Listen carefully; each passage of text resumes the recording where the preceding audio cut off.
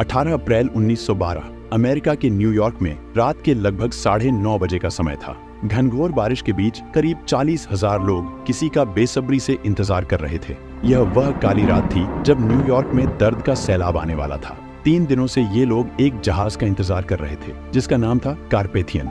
यह जहाज अपने साथ एक ऐसी दर्दनाक कहानी लेकर लौटा था जिसे सुनकर आज भी लोगों के दिल दहल जाते हैं। एक ऐसा जहाज जिसे कभी न डूबने वाला माना जाता था, आरएमएस टाइटैनिक, जिसने सैकड़ों जिंदगियों को समंदर में समा दिया। और कारपेथियन पर सवार थे वे चुनिंदा लोग जिन्होंने टाइटैनिक के रौद्र रूप को अपनी आंखों से देखा था। यह इतिहास की वो दिल दहला देने वाली घटना थी जिसे कोई भी व्यक्ति कभी भूल नहीं सकता। इस घटना ने अपने पीछे कई रहस्यों को छोड़ दिया। 10 अप्रैल 1912 को जब टाइटैनिक अपनी पहली यात्रा पर ब्रिटेन के साउथहैम्पटन से न्यूयॉर्क के लिए निकलने वाला था, तब वहां का माहौल कुछ अलग ही था। लोग टाइटैनिक के बारे में इतना सुन चुके थे कि उसकी विशालता और सुंदरता को देखने के लिए भीड़ उमड़ पड़ी थी। ऐसा कहा जाता है कि करीब 1 लाख से भी ज्यादा लोग टाइटैनिक की भव्यता को देखने के लिए आए थे। और इतनी बड़ी भीड़ का आना स्वाभाविक था क्योंकि टाइटैनिक वाकई में बेहद शानदार था। ये जहाज जितना भव्य बाहर से दिखता था, उससे भी ज्यादा आलीशान ये अंदर से था। टाइटैनिक एक बेहद लग्जरियस जहाज था जिसमें 2 बड़े ground stairs, heated swimming pool, gym, 4 restaurant, library, Turkish bath, electric bath और बार्बर शॉप जैसी सुविधाएं थी। यह ऐसा था जैसे टाइटैनिक एक चलता फिरता लग्जरी होटल हो जिसमें हर संभव सुविधा उपलब्ध हो। टाइटैनिक की विशिष्टता उसकी लग्जरी तक ही सीमित नहीं थी, बल्कि इसकी सेफ्टी भी इसे खास बनाती थी। उस समय टाइटैनिक दुनिया का सबसे बड़ा, सुरक्षित और मजबूत जहाज माना जाता था। टाइटैनिक को इस प्रकार से डिजाइन किया गया था कि इसे अनसिंकेबल यानी कभी न डूबने वाला जहाज कहा जाता था। और सच कहें तो टाइटैनिक वाकई ऐसा जहाज था जिसे डूबना नामुमकिन माना जाता था, क्योंकि इसे बनाया ही कुछ इस तरह से गया था। इसके निर्माण में डबल बॉटम हॉल का इस्तेमाल किया गया था। दरअसल हॉल जहाज के बाहरी आवरण को कहा जाता है जो जहाज को मजबूती प्रदान करता है। टाइटैनिक के डबल बॉटम हॉल के कारण अगर उसका निचला हॉल किसी टक्कर से टूट भी जाए तो दूसरा हॉल जहाज को सुरक्षित रखेगा और डूबने से बचा लेगा। टाइटैनिक का एक और सेफ्टी फीचर इसे और भी सुरक्षित बनाता था। दरअसल टाइटैनिक को 16 वाटर टाइट कंपार्टमेंट्स में डिवाइड किया गया था। जहाज का यह निचला भाग जहाज का मुख्य हिस्सा होता है जो पानी के अंदर रहता है। यदि इस हिस्से में कहीं पर कोई छेद हो जाए तो धीरे धीरे पानी जहाज के अंदर भरने लगेगा और कुछ समय बाद जहाज पानी में समा जाएगा। लेकिन टाइटैनिक के निचले हिस्से को 16 अलग अलग वाटर टाइट कंपार्टमेंट्स में विभाजित किया गया था। इसका फायदा यह था कि अगर जहाज किसी चट्टान से टकराता और उसमें लीकेज हो जाता तो केवल वही कंपार्टमेंट पानी से भरता जो क्षतिग्रस्त हुआ था और बाकी के कंपार्टमेंट्स सुरक्षित रहते। इस तरह जहाज को डूबने से बचाया जा सकता था। टाइटैनिक इतना बड़ा जहाज था कि यदि उसके 16 में से 4 कंपार्टमेंट्स में भी पानी भर जाता तो भी यह डूबने वाला नहीं था। और ऐसा होना लगभग असंभव था कि एक साथ 4 से ज्यादा कंपार्टमेंट्स क्षतिग्रस्त हो जाएं, क्योंकि ये कंपार्टमेंट्स बहुत बड़े थे। ऐसे में कोई चट्टान भी इस जहाज को डुबो नहीं सकती थी। इसी कारण से टाइटैनिक को कभी न डूबने वाला जहाज यानी अनसिंकेबल कहा जाता था। टाइटैनिक को व्हाइट स्टार लाइन कंपनी ने लगभग 3 वर्षों में बनाकर तैयार किया था। 2 अप्रैल 1912 को टाइटैनिक का निर्माण पूरा हो चुका था और इसके कुछ दिनों बाद यानी 10 अप्रैल 1912 को इसे अपनी पहली यात्रा के लिए तैयार किया गया। इस जहाज पर उस जमाने के बड़े बड़े लोग सवार थे और इसके अलावा कुछ प्रवासी भी थे जो अमेरिका जाकर एक नए जीवन की शुरुआत करने वाले थे। जहाज के कप्तान थे 62 वर्षीय एडवर्ड जॉन स्मिथ, जो एक अनुभवी कप्तान थे। माना जाता है कि यह उनका आखिरी सफर था। इसके बाद वे रिटायर होने वाले थे। टाइटैनिक पर लगभग 2240 यात्री और क्रू मेंबर्स सवार थे।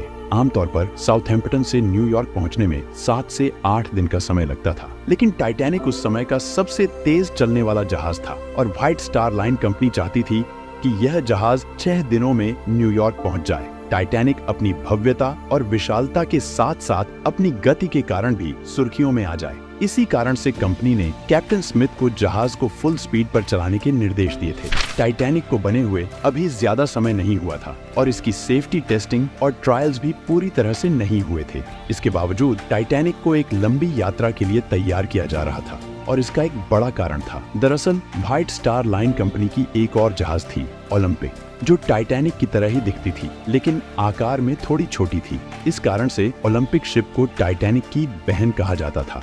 मार्च 1912 में ओलंपिक शिप में तकनीकी खराबी आ गई, जिससे उसे इमरजेंसी में बंदरगाह पर रिपेयर के लिए लाया गया। इतने बड़े जहाज को ठीक होने में कई महीनों का समय लग सकता था। इस देरी के कारण व्हाइट स्टार लाइन कंपनी का बिजनेस महीनों तक ठप हो सकता था। इसलिए कंपनी ने अपने कारोबार को बनाए रखने के लिए अगले ही महीने यानी अप्रैल में अपनी नई शिप टाइटैनिक को लॉन्च करने का निर्णय लिया। क्योंकि यह टाइटैनिक की पहली यात्रा थी, इसीलिए इसके क्रू में कुछ अनुभवी लोगों का होना अनिवार्य था। इसीलिए टाइटैनिक के कुछ मौजूदा क्रू मेंबर्स को हटाकर ओलंपिक के कुछ अनुभवी क्रू मेंबर्स को टाइटैनिक की टीम में शामिल किया गया। टाइटैनिक का एक ऑफिसर था डेविड ब्लेयर, उसे हटाकर ओलंपिक से एक अधिकारी को उसकी जगह नियुक्त किया गया। जब डेविड ब्लेयर शिप छोड़कर अपने घर जा रहा था तो गलती से वह अपने लॉकर की चाबी भी साथ ले गया। दुर्भाग्य से टाइटैनिक पर मौजूद इकलौती दूरबीन उसी लॉकर में बंद थी।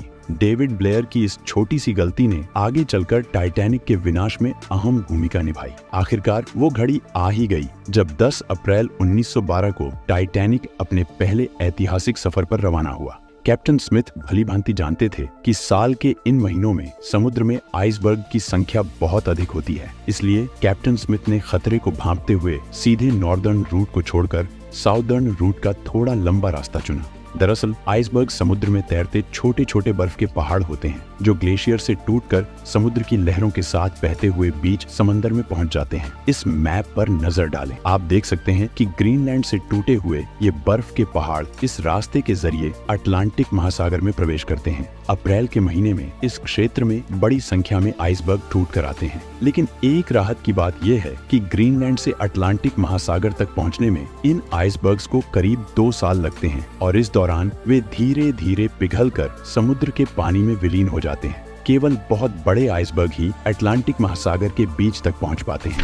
इसलिए कैप्टन स्मिथ ने आइसबर्ग के खतरे को टालने के लिए सीधे रास्ते की बजाय एक ऐसे रास्ते को चुना जहां आइसबर्ग से टकराने की संभावना बहुत कम थी। उस समय जहाजों में आइसबर्ग जैसी रुकावटों को देखने के लिए उन्नत तकनीक उपलब्ध नहीं थी। इसी वजह से जहाज के सामने की ऊंचाई पर एक क्रूज पॉइंट होता था जिसे लुकआउट पॉइंट कहा जाता था। इस क्रूज में हमेशा 1-2 लोग दूरबीन लेकर तैनात रहते थे जो दूर तक नजर रखते थे कि कहीं जहाज के सामने कोई अड़चन तो नहीं है जिससे टकराने का खतरा हो। जब जहाज समुद्र में यात्रा करते थे वे सभी वायरलेस रेडियो के माध्यम से एक दूसरे को लगातार संदेश भेजते रहते थे ताकि यह जानकारी मिल सके कि किस स्थान पर क्या अड़चने हैं। जब टाइटैनिक ने अपनी आधी यात्रा पूरी कर ली थी तब उसे कोरोना नामक जहाज से आइसबर्ग के बारे में पहली चेतावनी मिली। यह आइसबर्ग टाइटैनिक से लगभग 1 दिन की दूरी पर था। टाइटैनिक पर सीनियर ऑफिसर जैक फिलिप्स इस वायरलेस रेडियो सिस्टम को संचालित कर रहे थे और अन्य जहाजों के साथ संपर्क में थे। 4 अप्रैल की दोपहर को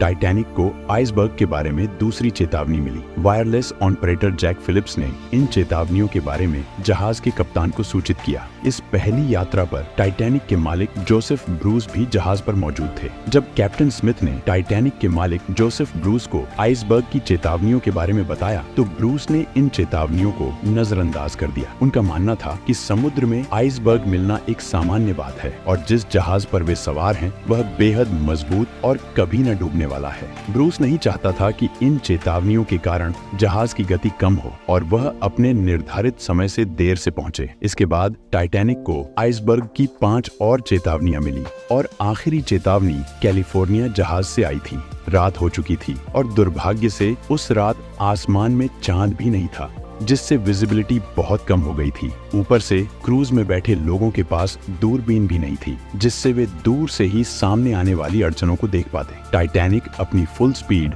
40 किलोमीटर प्रति घंटे की रफ्तार से चल रहा था और आइसबर्ग उससे केवल 2 घंटे की दूरी पर था। घने अंधेरे में समुद्र की लहरों को तेजी से चीरते हुए टाइटैनिक आगे बढ़ता जा रहा था, बिना इस बात की परवाह किए कि जिस रास्ते में अभी वो चल रहा है उसके सामने एक बहुत बड़ी बर्फ की चट्टान मौजूद है। रात के 11:30 बज चुके थे और अब टाइटैनिक आइसबर्ग से केवल 6 किलोमीटर की दूरी पर था। जिस रफ्तार से टाइटैनिक चल रहा था उसे देखते हुए वह अगले 10 मिनटों में आइसबर्ग के करीब पहुंचने वाला था। टाइटैनिक के क्रू में शामिल 2 बहादुर लोग फ्रेडरिक फ्लीट और रेजिनाल्ड ली कड़कड़ाती ठंड और रात के घने अंधेरे के बावजूद टकटकी लगाए जहाज के सामने आने वाली अड़चनों को देख रहे थे। उनके लिए एक बड़ी समस्या यह थी कि जहां वे तैनात थे वहां ठंडी हवाएं सीधे उनके चेहरे पर लग रही थी, जिससे उनकी आंखों से लगातार आंसू निकल रहे थे। इनके पास कोई दूरबीन भी नहीं थी जिससे वे ज्यादा दूर की चीजों को स्पष्ट रूप से देख पाते। कम रोशनी में आंखों से बहुत दूर मौजूद वस्तुओं को देख पाना बेहद मुश्किल था। रात के 11:39 पर क्रूज पर तैनात फ्रेडरिक फ्लीट की नजर सामने एक आइसबर्ग पर पड़ी। उसने बिना किसी देरी के तुरंत 3 बार घंटी बजाई और तुरंत ब्रिज पर मौजूद ऑफिसर्स को फोन करता है और बताता है कि सामने आइसबर्ग है, जल्दी से जहाज को लेफ्ट साइड में मोड़ो। ब्रिज पर मौजूद फर्स्ट ऑफिसर विलियम मर्डॉक ने जैसे ही आइसबर्ग की चेतावनी सुनी तो उसने तुरंत एक्शन लेते हुए फुल स्पीड में इंजन को रिवर्स चालू कर दिया और जहाज को तेजी से बाईं ओर मोड़ने का प्रयास किया। लेकिन अब बहुत देर हो चुकी थी। जहाज की रफ्तार इतनी अधिक थी कि इतने कम समय में रिवर्स इंजन चालू करने के बावजूद इसे रोक पाना असंभव था। साथ ही टाइटैनिक इतना बड़ा था कि उसे अचानक मोड़ना भी संभव नहीं था। हालांकि उन्होंने जहाज का रास्ता काफी हद तक मोड़ दिया, लेकिन रात के 11:40 पर टाइटैनिक का आगे का राइट वाला हिस्सा बर्फ की चट्टान से टकरा गया। ये टकराव इतनी जोर से हुआ कि जहाज पर मौजूद सभी यात्रियों को इसने हिलाकर रख दिया। दुर्भाग्यवश टाइटैनिक का डबल बॉटम हाल किसी काम नहीं आया, क्योंकि आइसबर्ग से हुआ इम्पैक्ट जहाज के साइड में हुआ था, जहां सिर्फ एक ही लेयर थी। जब कैप्टन स्मिथ ने जहाज के नुकसान का निरीक्षण किया तो यह पाया गया कि जहाज के 6 कंपार्टमेंट्स बुरी तरह क्षतिग्रस्त हो चुके थे और उनमें तेजी से पानी भर रहा था। ये देखकर कैप्टन स्मिथ हैरान रह गए, क्योंकि जहाज केवल 4 कंपार्टमेंट्स के भरने तक ही तैर सकता था, लेकिन 6 कंपार्टमेंट्स में पानी भरने का मतलब था कि जिस जहाज को अब तक कभी न डूबने वाला समझा जा रहा था वह अब डूबने वाला था। टकराव के बाद 20 मिनट बीत चुके थे और रात के 12 बजते ही कैप्टन स्मिथ ने क्रू को निर्देश दिया कि वे तुरंत एक डिस्ट्रेस सिग्नल भेजें ताकि आसपास मौजूद कोई जहाज उनकी मदद के लिए आ सके। वायरलेस ऑपरेटर जैक फिलिप्स बिना देरी किए लगातार डिस्ट्रेस सिग्नल्स भेजने लगे, लेकिन दुर्भाग्यवश आसपास कोई भी जहाज ऐसा नहीं था जो टाइटैनिक के भेजे गए डिस्ट्रेस सिग्नल्स को पकड़ सके। इस बीच 6 कंपार्टमेंट्स पहले ही पानी से भर चुके थे और अब पानी डेक के ऊपर से बहने लगा। स्थिति की गंभीरता को देखते हुए कैप्टन स्मिथ ने लाइफ बोट्स को समंदर में उतारने का आदेश दिया और सभी लाइफ बोट्स को बाहर निकालने की प्रक्रिया शुरू हो गई। दुर्भाग्य से उस समय टाइटैनिक पर केवल 20 लाइफ बोट्स ही मौजूद थीं और प्रत्येक लाइफ बोट की क्षमता सिर्फ 65 लोगों की थी। इन 20 लाइफ बोट्स के जरिए लगभग 1300 लोगों को ही बचाया जा सकता था, जबकि जहाज पर 2000 से ज्यादा लोग सवार थे। जल्दबाजी में शुरू में जो लाइफ बोट्स उतारी जा रही थी उनमें सिर्फ 27-28 लोगों को ही भेजा जा रहा था, जिससे लाइफ बोट्स को पूरी तरह भरा भी नहीं जा रहा था। प्रोटोकॉल के अनुसार महिलाओं और बच्चों को पहले लाइफ बोट में भेजा जाना था। वहीं जहाज पर कुछ लोग ऐसे भी थे जो मानते थे कि टाइटैनिक डूब ही नहीं सकता और वे पूरी तरह से निश्चिंत थे। इस दौरान जैक फिलिप्स लगातार डिस्ट्रेस सिग्नल्स भेज रहे थे और सौभाग्य से उनका एक सिग्नल पास में मौजूद एक जहाज कारपेथिया तक पहुंचता है। रात 12:30 बजे के करीब कारपेथिया से संदेश आता है कि वे टाइटैनिक पर मौजूद लोगों को बचाने के लिए आ रहे हैं, लेकिन बदकिस्मती से कारपेथिया जहाज टाइटैनिक से अभी भी लगभग 107 किलोमीटर दूर था। अपनी पूरी रफ्तार से भी चलते हुए कारपेथिया को टाइटैनिक तक पहुंचने में लगभग 4 घंटे लगने वाले थे। अब सवाल ये था कि क्या टाइटैनिक इतने समय तक सरवाइव कर पाएगा? जैसे जैसे टाइटैनिक के आगे के हिस्से में पानी भरता जा रहा था, वैसे वैसे जहाज आगे की ओर झुकता जा रहा था और पानी में डूबता जा रहा था। जैसे ही टाइटैनिक का झुकाव बढ़ने लगा, लोगों में हड़कंप मच गया। अब सभी को एहसास हो गया था कि टाइटैनिक डूबने वाला है और हर कोई अपनी जान बचाने के लिए लाइफ बोट में जगह पाने की कोशिश करने लगा। फर्स्ट क्लास के यात्रियों को लाइफ बोट में चढ़ाने की प्राथमिकता दी जा रही थी। 1:50 पर जब आखिरी लाइफ बोट को जहाज से उतारा गया, तब भी 1500 से अधिक लोग जहाज पर बचे थे। चारों ओर खौफ का माहौल था। जो लोग तैरना जानते थे वे समुद्र में कूद रहे थे, लेकिन समुद्र की बेरहमी भी कम नहीं थी। उस समय समुद्र का पानी -2 डिग्री सेल्सियस तक ठंडा था। इतने ठंडे पानी में कोई भी व्यक्ति 15 से 30 मिनट से ज्यादा जिंदा नहीं रह सकता था। कुछ लोगों ने तो मौत को स्वीकार कर लिया था और मौत को गले लगाने के लिए तैयार थे। वहीं जहाज के क्रू मेंबर्स अब भी किसी चमत्कार की उम्मीद में लगातार डिस्ट्रेस सिग्नल्स भेज रहे थे। वे आसमान में फ्लेयर्स भी चला रहे थे ताकि आसपास कोई जहाज उनके संकेतों को देख सके और उन्हें बचाने आ सके। लेकिन कोई भी जहाज उनकी मदद के लिए नहीं पहुंचा। इस बीच टाइटैनिक में पानी तेजी से भरने लगा और जहाज तेजी से डूबने लगा। जहाज का आगे का हिस्सा पूरी तरह से पानी में समा चुका था और पिछला हिस्सा पानी के ऊपर उठने लगा। आखिरकार कप्तान स्मिथ ने अपने क्रू को भी अपनी जान बचाने के लिए कहा, लेकिन जैक फिलिप्स अपनी जान की परवाह किए बिना आखिरी सेकंड तक डिस्ट्रेस सिग्नल्स भेजने में लगे रहे। जब तक जहाज पर इलेक्ट्रिसिटी थी, तब तक जैक फिलिप्स लगातार उनकी मदद करने आ रही इकलौती शिप कारपेथिया से संपर्क बनाए हुए थे। कैप्टन स्मिथ ने अपने जहाज को न छोड़ने का फैसला किया। जैसे ही जहाज का आगे का हिस्सा पूरी तरह से पानी में समा गया, एक शॉर्ट सर्किट की वजह से पूरे जहाज पर अंधेरा छा गया। अटलांटिक ओशियन लोगों की चीखों से गूंज रहा था। जहाज का पिछला हिस्सा पूरी तरह से हवा में खड़ा हो गया और दबाव इतना बढ़ गया कि टाइटैनिक 2 हिस्सों में टूट गया। रात के 2:20 पर RMS टाइटैनिक अटलांटिक महासागर की गहराइयों में समा गया। कभी न डूबने वाला कहा जाने वाला जहाज महज 2 घंटे 40 मिनट में समुद्र की असीम गहराई में चला गया। जो 1500 से अधिक लोग टाइटैनिक पर बचे थे, उनमें से कुछ जहाज के साथ डूब गए और कुछ को समुद्र के बेहद ठंडे पानी ने अपनी चपेट में ले लिया। कैप्टन स्मिथ आखिरी पल तक अपने जहाज पर डटे रहे। टाइटैनिक के डूबने के लगभग 2 घंटे बाद अगली सुबह कारपेथिया जहाज बचे हुए लोगों को बचाने के लिए पहुंचा, लेकिन केवल 706 लोग ही इस भयंकर हादसे में जिंदा बच पाए। 3 दिन बाद 18 अप्रैल 1912 को रात 9:30 बजे कारपेथिया न्यूयॉर्क पहुंचा, जहां 40,000 लोग भारी बारिश के बीच उनका इंतजार कर रहे थे। इस हादसे के बाद कई ऐसे सवाल खड़े हुए जिनका जवाब लोग आज भी खोज रहे हैं। लेकिन जब इस घटना की जांच की गई तो एक चौंकाने वाली सच्चाई सामने आई। जब टाइटैनिक डूबा था, तब उस पर सवार हर एक व्यक्ति को बचाया जा सकता था, क्योंकि टाइटैनिक से केवल 37 किलोमीटर दूर एक और जहाज मौजूद था जो समय पर आकर सहायता कर सकता था। ये वही कैलिफोर्नियन जहाज था जिसने टाइटैनिक को आखिरी बार आइसबर्ग की चेतावनी दी थी।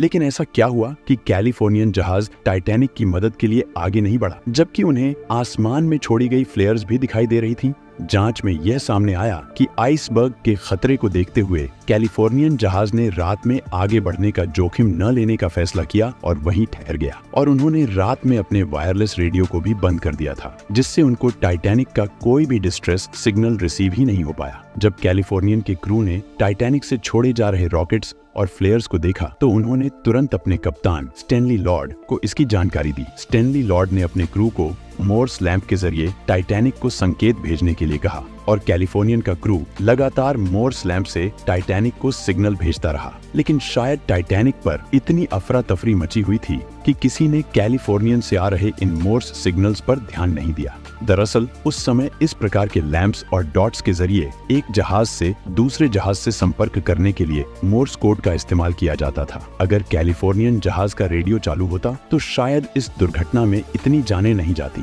टाइटैनिक के इस भयानक हादसे के बाद साल दर साल बीतते गए, लेकिन एक सवाल जो लोगों को लगातार परेशान कर रहा था वह यह था कि जिस जहाज को कभी न डूबने वाला कहा जाता था, वह आखिर कैसे डूब गया। इस सवाल का जवाब तभी मिल सकता था जब टाइटैनिक का मलबा ढूंढा जाता। कई सालों तक अटलांटिक महासागर में खोजबीन की गई, लेकिन महासागर ने टाइटैनिक को अपनी गहराइयों में इस तरह छुपा रखा था कि उसका मलबा किसी को मिल ही नहीं रहा था। RMS टाइटैनिक के मलबे को ढूंढते ढूंढते 70 से अधिक साल बीत गए। फिर 1 सितंबर 1985 में पहली बार टाइटैनिक के मलबे की झलक देखने को मिली। अमेरिकन ओशनोग्राफी स्पेशलिस्ट रॉबर्ट बैलार्ड वह व्यक्ति थे जिन्होंने टाइटैनिक के मलबे को खोज निकाला।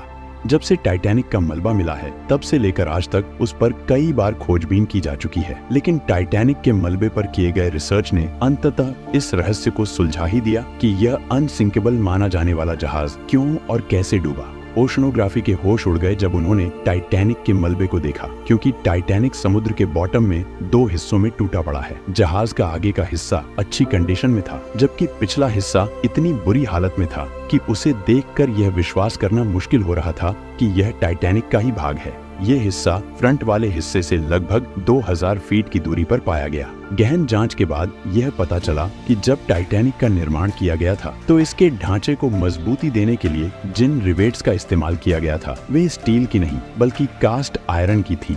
जहाज बनाने वाली कंपनी ने यहाँ पर कॉस्ट कटिंग की कोशिश की आपको बता दूं कि रिवेट्स का इस्तेमाल वेल्डिंग में किया जाता है। अब चूंकि कास्ट आयरन स्टील से नरम होता है, इस वजह से जिस जगह पर आइसबर्ग टाइटैनिक की बॉडी से टकराया, उस जगह के रिवेट्स प्रेशर पड़ने की वजह से खुल गए और आपस में जुड़ी प्लेट्स अपनी जगह से खिसक गई, जहां से पानी को अंदर घुसने का रास्ता मिल गया। इसके अलावा टाइटैनिक के बेस यानी निचले हिस्से में आग भी लगी हुई थी। ये आग टाइटैनिक के समुद्र में यात्रा करने से पहले से ही लगी हुई थी और इस बात का जीता जागता सबूत है टाइटैनिक की यात्रा से पहले लिए गए फोटोज। इन फोटोज में जलने का ब्लैक स्पॉट साफ देखा जा सकता है। इस आग ने टाइटैनिक के उस हिस्से को 70% तक कमजोर कर दिया था और बदकिस्मती से आइसबर्ग भी उसी जगह टकराया था जो जगह पहले से ही कमजोर हो चुकी थी। इन दोनों कारणों की वजह से जहाज में आसानी से छेद हो गया और पानी जहाज के वाटर टाइट कंपार्टमेंट में घुस गया और कभी न डूबने वाला जहाज अपनी पहली ही यात्रा में डूब गया। आज टाइटैनिक का मलबा समुद्र की गहराइयों में वातावरण से लड़ाई लड़ते हुए अपने अस्तित्व को खोता जा रहा है और ऐसा माना जाता है कि आने वाले कुछ सालों में समुद्र से टाइटैनिक के यह निशान भी गायब हो जाएंगे। टाइटैनिक की यह घटना सच में एक दिल दहला देने वाली घटना थी। लेकिन दोस्तों, ये तो केवल एक जहाज की कहानी थी, लेकिन धरती पर एक ऐसी रहस्यमय जगह भी है जहां सैकड़ों शिप्स और प्लेन्स समुद्र में डूबकर गायब हो जाते हैं और फिर दोबारा कभी नहीं मिलते। इस जगह के बारे में जानने के लिए इस वीडियो को एक लाइक और चैनल को सब्सक्राइब करके आपके सामने है इस वीडियो को देख सकते हैं। इस वीडियो में बस इतना ही। मैं आपसे उसी वीडियो में मिलता हूँ। धन्यवाद।